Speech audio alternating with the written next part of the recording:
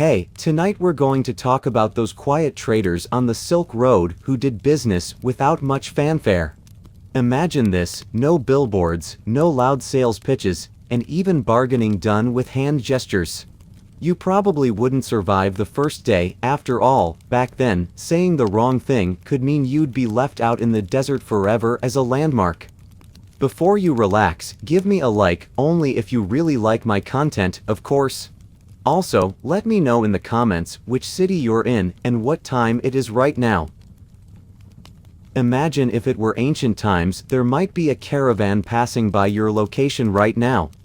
Now, dim the lights, turn on a small fan for background noise, and let's dive into tonight's story. You're standing at a marketplace in Dunhuang, with the heat wave and sand grains slapping your face.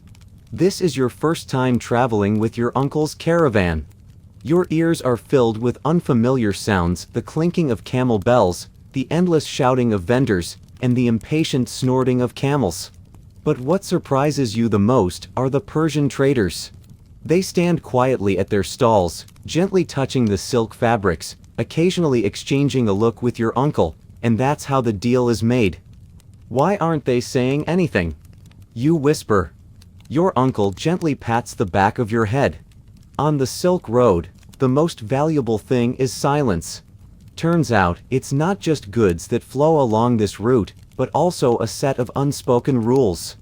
Traders from different countries, speaking different languages, have already developed a complex system of body language. What's interesting is that historians are still debating whether this business sign language originated in Persia or China. But one thing is clear: a skilled trader could convey precise business information simply by the way they touched fabric, the sound of coins being tapped, or even their posture. For instance, placing the right hand on the left shoulder means this price is giving me a stomachache, while stroking the chin with the thumb indicates deal, but next time give me better goods. The weirdest way of trading comes from the Tocharians. They would suddenly start yawning. Don't misunderstand, it's not because they were bored, but it meant, this is the highest price I'll offer. Any more and I'll fall asleep. Archaeologists have found a writing board at the Kucha ruins that reads, "Today traded with the Tocharians, 3 yawns, exchanged 30 rolls of silk for 5 pounds of amber." The camel bells are getting louder, and you see the led camel's neck adorned with a string of uniquely shaped copper bells, each bell inscribed with mysterious symbols. Your uncle tells you this is the caravan's sound business card. On the Silk Road, each large trading group had its own distinct camel bell tone, and experienced merchants could identify whether a Sogdian or Uyghur caravan was approaching just by the sound. Listen closely, your uncle suddenly says. Do you hear that deep dong-dong sound? That's the sound of the Yutian jade merchants' camel bells. They always stuff a soft cloth inside the bells so the sound won't disturb the jade. You try to mimic the sound, only to get an angry glare from a passing Turkic merchant. Imitating someone else's camel bell is a serious taboo on the Silk Road. Now, it's time to learn the art of packing. Your uncle tosses you a roll of specially made camel hair rope. Tying goods is not like tying your shoes, kid. Turns out, the best packers on the Silk Road were from Samarkand, and they invented the 3 presses, 2 flips packing method that allowed the most fragile Tang Sentai pottery to survive 3 months of jolting on a camel's back. A fun fact: modern delivery companies' shockproof packaging techniques were inspired by the images of caravan packing found in the Dunhuang murals. You're trying to tie a stack of Yakiln porcelain into a pyramid shape when a merchant from the Great Arab Empire suddenly bursts into laughter. He says in broken Chinese, "Newbie." Then he shows off his glassware packing trick. First, he smears camel cheese in the cracks of the vessels as an adhesive. After reaching the destination, just soak them in warm water to open them. Historians are still debating whether this counts as a food application or a logistics innovation. The weirdest packing method comes from the Tibetans. When trading salt blocks, they don't pack them at all, they let yaks lick the salt surface to form a protective layer. Yak tongues are the best packaging, a weathered Tibetan merchant tells you. Just be careful not to get licked when unloading. You squat in a corner of the Samarkand market, watching two Sogdian merchants perform a strange mime show. They only touch each other's sleeves, nod occasionally, and then one of them suddenly pulls out an abacus and starts clicking it. In less than 5 minutes, a spice trade worth 300 rolls of silk is completed without a single word spoken. This is the highest form of trade on the Silk Road, your uncle explains as he bites into a naan. It's called the hidden universe in the sleeve. Turns out, merchants would use their fingers to gesture numbers inside their wide sleeves, while bargaining by pinching each other's arms. A Dunhuang text, The Secrets of the Market, records 18 basic gestures. For example, lightly tapping the inside of the other person's wrist with your index finger means, "I'll lose money on this price," while pressing the thumb and ring finger together signifies final offer, take it or leave it. You try to mimic the gesture, but accidentally poke a Persian merchant who's sipping milk tea. He spits it out angrily. This is a serious diplomatic incident on the Silk Road. Luckily, your uncle quickly diffuses the situation with 3 specific coughs, which, as you later learn, can convey anything from an apology to a threat in the caravan's language. Historians are still debating the origins of this silent trading system.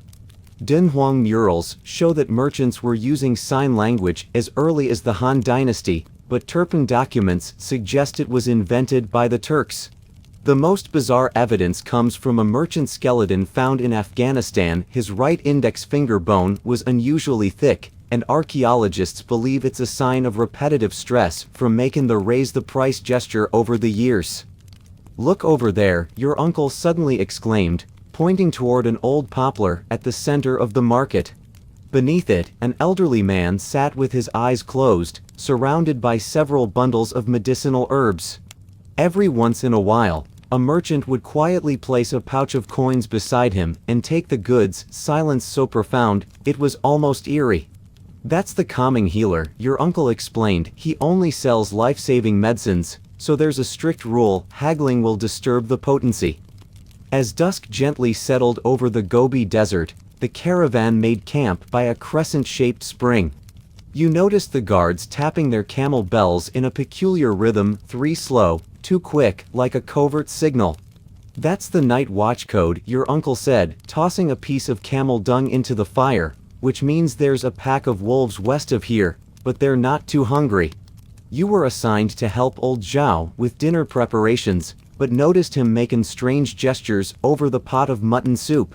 "That's the caravan's secret seasoning sign language," old Zhao whispered mysteriously. He dipped his pinky in the broth to signal needs salt, drew a circle with his ring finger to mean add some cumin, and closed his fist to indicate it's overcooked.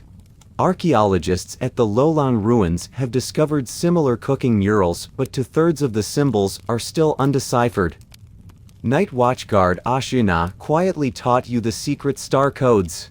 Every famous caravan on the Silk Road had its own constellation names. The Sogdians call the Big Dipper the Abacus Star, Persian traders call Orion the Spice Scale, and Chinese caravans refer to Sirius as the Debt Collector Ghost.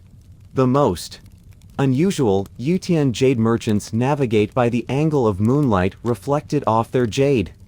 "See that guard, who's always polishing his knife?" Your uncle lowered his voice. "He's actually mute, but he can tap 7 distinct warning signals on his sheath." Dunhuang manuscripts record that this scabbard code could relay everything from bandits 50 miles ahead to a camel is about to give birth. And yet, the most practical alert system was the caravan's own yawn alarm. 3-staged yawns in succession signaled the sighting of suspicious figures. At midnight, you were jolted awake by a steady snoring. It turned out to be the famous relay snore of the Silk Road, guards taking turns snoring in deliberate patterns to indicate, "I'm awake, don't worry." Tang-era documents unearthed in Turpan record that seasoned caravan leaders could discern weather. A guard was truly asleep just by his snoring tone. You were staring blankly at the sack of pepper on the camel's back, worth more than gold, when a sharp, pungent smell suddenly hit your nose, making you sneeze uncontrollably. You'd just arrived at the infamous spice trap stretch of the route on both sides of the trade road. the sand was littered with discarded cardamom and cinnamon. Don't bend down. Your uncle yanked you back. It's a trap set by Arabian spice traders. As it turned out, cunning merchants would deliberately scatter inferior spices in dangerous areas to bait greedy newcomers. The moment a caravan member dismounted to collect them, bandits lying in wait would strike. A mural in the Mogao caves at Dunhuang depicts this exact scene, titled "The Collector's Warning." The cruelest irony? These bait spices could still fetch astronomical prices in Chang'an. Historians have found a record in the Turpan documents from 762 CE describing how a bag of pepper, once used as bait, changed hands 7 times only to end up back with the original seller at 5 times the price. "Smell this," said Sabir, a Persian trader, thrusting a blackish resin under your nose. True frankincense should carry the tears of the desert. Top spice merchants had developed a kind of olfactory vision. With just one sniff and their eyes closed, they could tell whether a spice came from India or Sri Lanka, even determining the lunar phase during harvest. Archaeological research has shown that these spice masters often had unusual nasal bone structures. Their nasal cavities were about 1/3 larger than average. The strangest tradition belonged to the traders from Kucha, who practiced spice divination. They would scatter peppercorns onto sheepskin and interpret their rolling patterns to predict the journey's fortune. Tang Dynasty poet Sun Shen even wrote, "Who merchants cast the pepper lot, each grain born of bitter toil." Historians still debate whether this was superstition or an early form of statistical inference. Suddenly, your uncle pulled you aside and furtively handed you a small scented pouch. Inside is a life-saving spice, dried camel saliva. If we're ever attacked, toss it. It'll make them sneeze so hard they forget to rob us. At high noon, the Gobi sun scorched the sand like a furnace. You worried over the last few sips of water in your flask.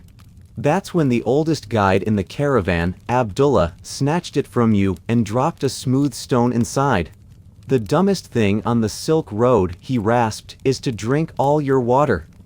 You watched in awe as he demonstrated the camel method of drinking, holding a tiny sip in his mouth, tapping his tongue against his upper palate 30 times before swallowing.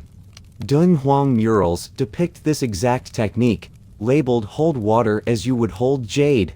Modern studies confirm this can increase hydration efficiency by up to 40%, though historians still debate whether it's science or ritual. The most astounding moment came when crossing a dried-up riverbed. Suddenly, the Sogdian traders all dropped to their knees, tapping the ground with special copper staffs and pressing their ears to the earth. "They're searching for ghost springs," your uncle explained. "Some underground streams surface at precise times." Archaeologists have found wooden slips at the Niya ruins describing this listening for water method, but modern sonar equipment has failed to replicate its accuracy. You noticed everyone in the caravan carried bizarre water-gathering tools. Persian traders had sheepskin bladders containing magnets, said to attract water spirits. Khotanese merchants used copper bowls inscribed with the Water Purification Sutra. And the Tibetans had horn-shaped funnels, which they claimed could filter out the flavor of moonlight. "See that?" Your uncle pointed at a dead poplar in the distance. Its trunk was covered with hundreds of broken water flasks, like it was bearing strange fruit. "That's the water-skin tomb. Each one marks a merchant who didn't make it out of the desert." Historians believe this tradition may date back to before the Common Era, but what puzzles researchers is that every water skin was deliberately punctured. At dusk, Abdullah taught you how to collect dew with a special tool, laying a camel hair blanket on a slope with a lead container beneath.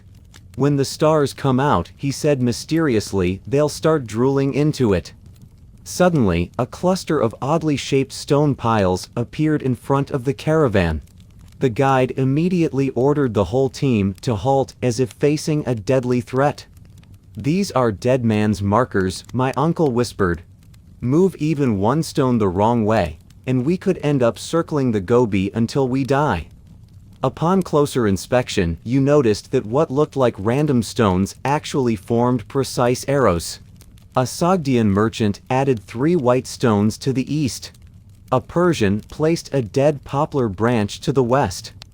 Every people along the Silk Road has their own signage language, the guide explained, but all follow one rule: always leave a way out for those who come after. The most fascinating were the walking stones. A boy in the caravan was tasked with adjusting the markers every 10 miles. Sandstorms can ruin stone signs, he said as he moved a rock slightly, so we use living markers. Han Dynasty bamboo slips found in Lop Nur recorded that this mobile marker system could keep the error within 10 miles, a feat modern GPS experts still cannot explain. You were assigned to maintain the shadow markers, an ancient method that uses upright stones to cast directional shadows. At noon, their shadows formed arrow shapes. Historical texts from Dunhuang describe more complex versions, where shadow lengths could indicate the distance to the next stop, though this required chanting in a precise rhythm. See those colored pebbles? Your uncle suddenly pointed at the ground. Turns out, merchants used differently colored stones to pass secret messages. Red meant bandits ahead, white meant abundant water, and the rare blue warned, don't trust that Persian's so-called silk. The strangest signs were those from the Khotan jade merchants, seemingly random lines scratched onto stones with jade powder, actually encoded in the long-lost jade vein script. At dusk, the guide had everyone collect camel dung. This isn't just fuel, he said mysteriously. If arranged in certain shapes, under moonlight they reveal tomorrow's wind direction. Ancient Turpan manuscripts called this dung divination. Modern scientists believe it might be an early form of meteorology based on the crystallization patterns of dung predicting weather. Finally, the silhouette of a relay station appeared in the distance, only to be met with groans from the caravan. Another ghost eye station, sighed a Persian merchant, fiddling with his prayer beads. Last time, my carpet vanished into thin air there. The station keeper, a one-eyed old man, scrutinized the weight of each camel's load. There are 3 rules for staying here, he said, holding up 3 fingers. First, no checking cargo after midnight. Second, never ask where the well water comes from. Third, stay out of the west wing. 12 similar warnings were found in Dunhuang documents, though their origins remain a mystery. You were assigned to help in the kitchen, where you saw strange symbols etched onto the stove. Those are anti-theft spells, the cook explained. Each helper had to add a mark. See this one? She pointed to a fresh carving. The Tibetan traders drew a bowl yesterday. This morning, 3 pancakes were gone. Similar graffiti has been found in relay station ruins. The further west, the more abstract the spell symbols become. The station's ancient well was perhaps the most mysterious. You had to toss a copper coin into it first, only after hearing the 3rd echo could you lower the bucket. You're making a deal with the well god, the one-eyed keeper winked. The quicker you pay, the sweeter the water. Ledgers excavated from Turpan show some merchants deliberately tossed extra coins. Scholars speculate this may have been an early water purification method since copper ions inhibit bacterial growth. In the deep of night, a rhythmic tapping woke you. It was the Khotanese merchants next door playing stone echo, sticking jade to the walls and listening to the echoes to identify their neighbors. Hear that crisp echo? He handed you the jade. Means Han merchants are next door. Their silk makes the walls vibrate evenly. At the darkest hour before dawn, a burst of rapid wooden clappers rang out. Don't worry, your uncle mumbled, half asleep. That's the dream whistle, wakes anyone who might leak trade secrets in their sleep. When the caravan finally arrived at a bustling trade city, you were stunned. There were at least 7 currencies in circulation. This is how money makes more money, a smiling Sogdian money changer said. 1 Kayun Tongbao coin from Chang'an gets you 3 Persian silver coins, but only if you go through Turkic copper as the intermediary. Your uncle started complex calculations, first converting silk into Tibetan salt blocks, then salt into Khotanese jade shards, and finally jade into gold ingots. It's called the currency waterfall, he panted. Smart merchants know when to jump out before the value drops further. The most troublesome were the ghost currencies. Arab merchants insisted on crescent-stamped lead coins only redeemable during certain seasons. Tibetan salt coins had to be tasted to verify purity. Wooden boards found in Kucha recorded such taste-based currencies still bearing visible lick marks. Careful of that abacus, your uncle warned suddenly. Some traders were abacus shamans, able to produce 3 different results from one calculation. Archaeologists found some beads filled with mercury for added weight, others inscribed with micro-runes. The strangest was the Kangju merchants' breath pricing. They would inhale deeply over the goods, then set the price based on the length of the breath. This is ancestral pneumatics, an old Kangju man said, showing a sheepskin chart of breath curves. Modern economists found it surprisingly aligned with chaos theory. At dusk, rhythmic tapping once again echoed, price crash drums, your uncle explained. Every time a product collapses in price, traders beat these to warn others. Economists say this acoustic warning helped markets self-adjust, limiting losses. Looking at the carpet-filled market, your uncle turned pale, prices had fallen to 1/3 of what they were. This is the end market nightmare, he muttered, unhooking his camel's bell. We arrived too late. Desperate traders resorted to market hopping, hauling goods to every corner to find the last buyer. Sogdians used the shadow sale trick, laying carpets at noon at an angle to create more luxurious shadow patterns. This optical illusion sales method eventually evolved into modern window displays. Ironically, the spices you carried across deserts were now piled casually by street vendors. You know, your uncle said, letting peppercorns fall through his fingers. In Rome, this could buy a villa. Here? Just a bowl of noodles. Tang-era records say Chang'an had enough pepper to feed the nation for 100 years, eventually even used it for prison punishments instead of whips. You were sent to learn desperation marketing. An old Persian merchant taught you to pitch unsold glassware as antique replicas and moldy herbs as aged for potency.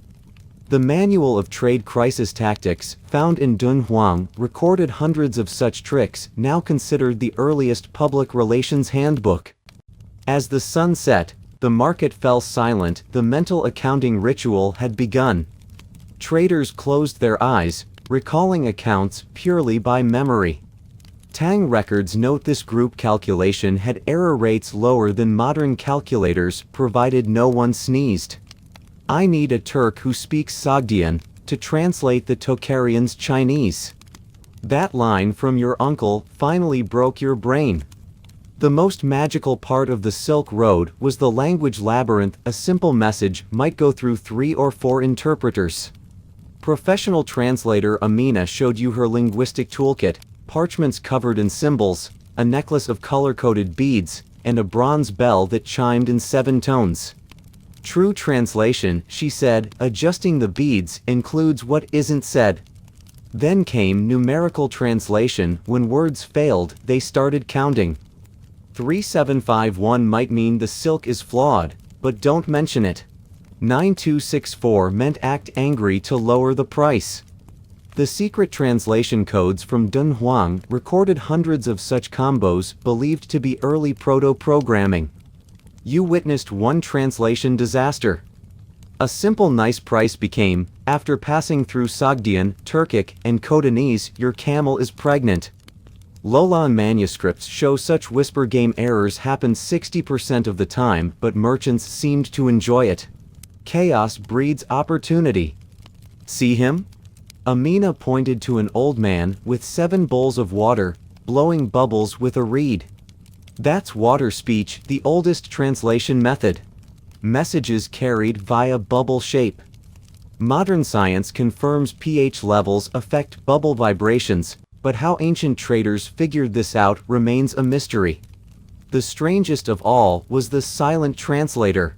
During certain special transactions, the translator would suddenly become a human screen, simply standing there to block the line of sight, allowing both buyer and seller to read each other's intentions in silence. The Turpin manuscripts recorded that this type of translation service was the most expensive, because the wisdom of silence is the most valuable. One day, the elderly Karluk man, who always had a sheep bone in his mouth, suddenly blocked the caravan's path. He tossed the bone high into the air, watching its trajectory intently as it landed. "A black wind in 3 days," he declared, spitting out the bone. "We'll have to take the northern valley of Kucha."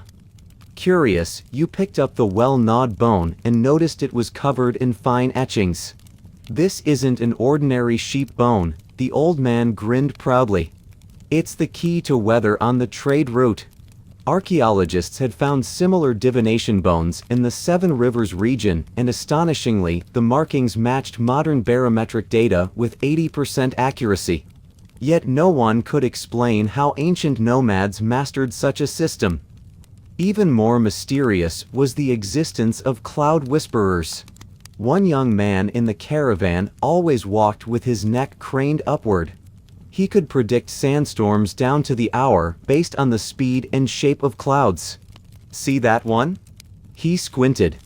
"Looks like a lazy camel now, but by morning it'll be an angry bull." The records of the western regions from the Tang dynasty noted that elite cloud whisperers had over 90% accuracy, thanks to their ability to detect faint red pulses within the cloud layers. You were assigned to learn the camel-based weather forecast. The old guide taught you to observe how dew collected on a camel's eyelashes. More dew on the left means fair weather. More on the right means rain. As bizarre as it sounded, it had scientific backing. Camels instinctively squint the eye facing the wind.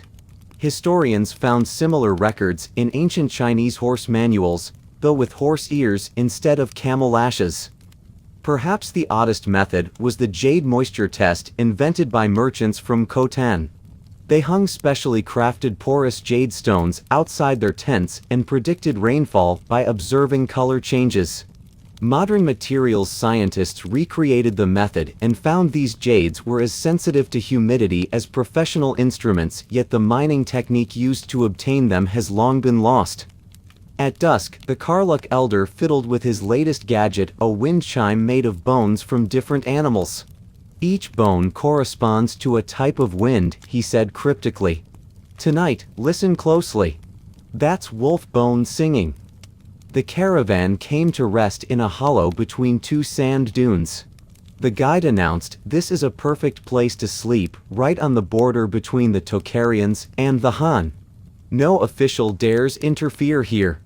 You noticed the merchants immediately relaxed, even the camels kneeling down more casually than usual. "Border naps are an art," said your uncle, unrolling his special sleeping blanket, a quilt sewn together from customs clearance documents from various kingdoms. "You want to sleep lightly, just enough to hear hoofbeats, but not so light that dream talk wakes you." The Dunhuang texts described this half-sleep, half-wake state as a vital skill for Silk Road merchants. Modern sleep researchers have classified it as a unique form of light sleep. What fascinated you most were the different sleeping styles of various nationalities. Sogdians had to face west while sleeping, Persians used their travel packs as pillows, and Tibetans insisted on sleeping with a knife, though their sheaths were stuffed with account books. Historians found 32 standard sleeping postures in Kucha murals, among which the Hu merchant side sleep was believed to allow for the fastest emergency response.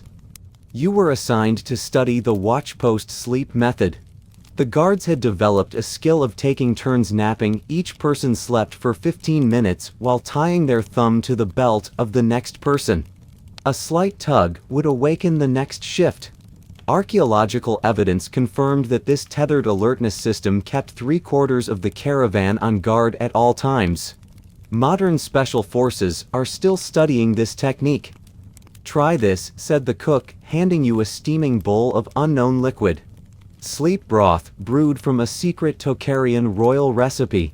At the bottom lay strange black granules. You later learned they were roasted camel toenails.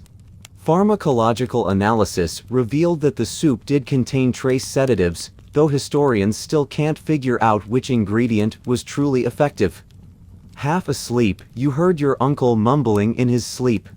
30 bolts of silk for. No, add a yawn.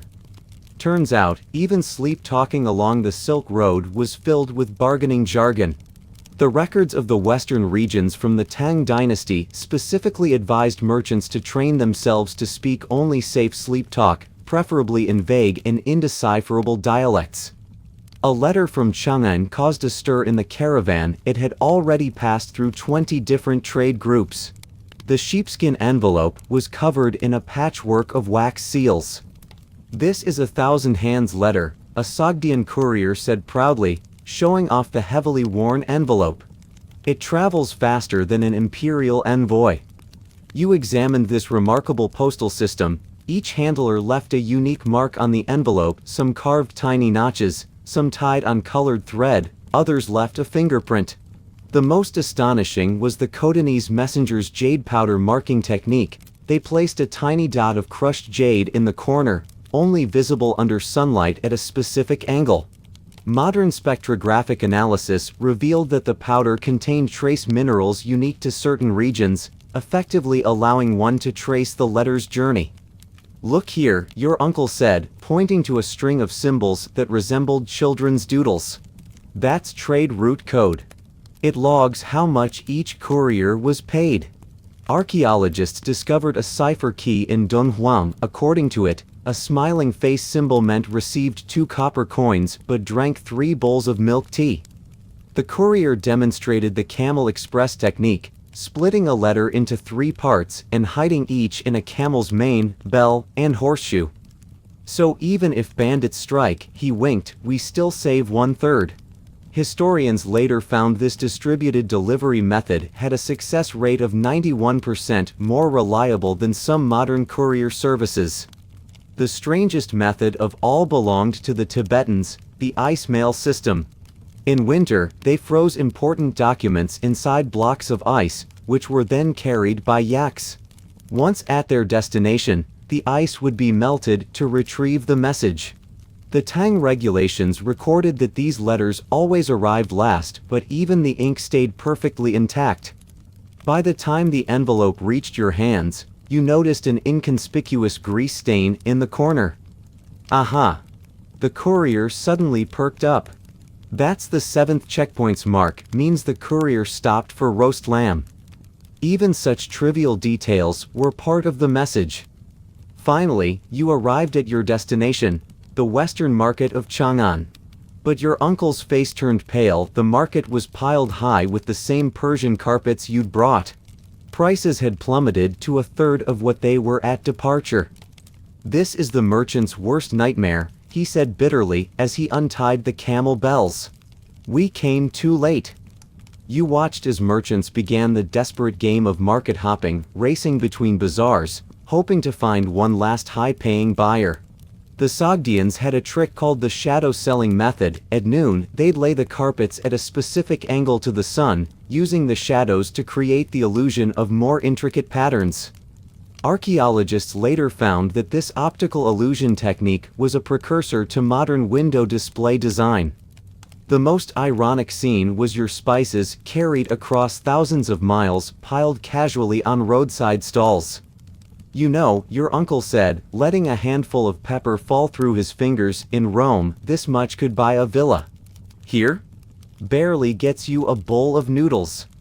According to the Book of Tang, during the Tianbao era, Chang'an had enough pepper in stock to feed the entire population for 100 years. At one point, even prisons used pepper in place of corporal punishment. You were assigned to learn the art of desperation marketing.